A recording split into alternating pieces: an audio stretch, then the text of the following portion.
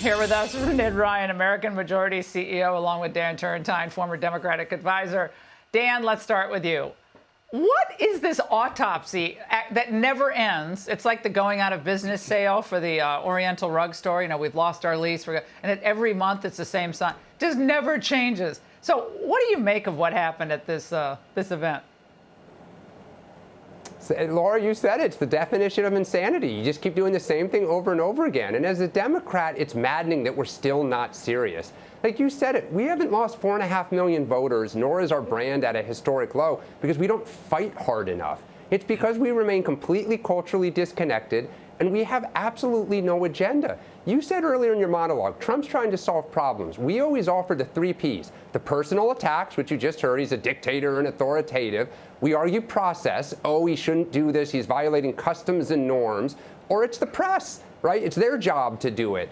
And then on the cultural issues, we literally have think tanks putting memos out that, you know, these are the words you're not supposed to say. You add it all up, and we're not in good shape.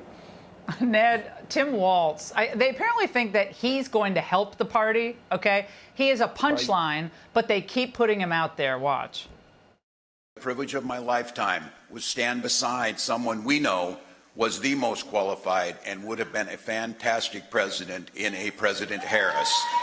We wouldn't wake up every day to a bunch of shit on TV and a bunch of nonsense. We would wake up to an adult with compassion and dignity and vision and leadership doing the work, not a man-child crying about whatever's wrong with him. Ned, is there a person on earth who thinks Kamala would actually have been a good president? Should be doing the hard work? I mean, come on. No, come on. Anybody with just more than a couple brain cells and common sense realizes she would have been a disaster and he would have been a disaster as vice president.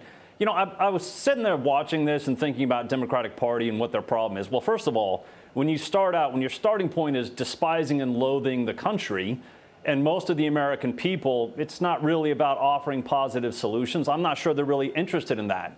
I mean, the current iteration of the Democratic Party is not really interested in solving problems for the American people, in dealing with the priorities of the American people. The current iteration of this Democratic Party is interested in compelling by bureaucratic force the American people to conform to their twisted leftist woke ideology of DEI or CRT or transgenderism. The list could go on and on. They're not interested in solutions. They're interested in trying to get the American people to submit to them and conform. And the American people rejected them definitively last November. And I think they're going to continue to reject them. And here's the last thing I'll say, Laura. The problem is the Democrat Party finds itself in this black hole vortex of far leftist Marxist ideology. I'm not sure they're going to be able to pull out of this because the power right now inside the Democratic Party is with the far left. I mean, they're being warned by Politico, it seems like on a weekly basis, that they could lose New Jersey. Okay, This is a real thing, and the Republicans have an opportunity to really, really start to solidify these wins. Ned and Dan, thank you very much. Hey, Sean Hannity here. Hey, click here to subscribe to Fox News YouTube page and catch our hottest interviews and most compelling analysis. You will not get it anywhere else.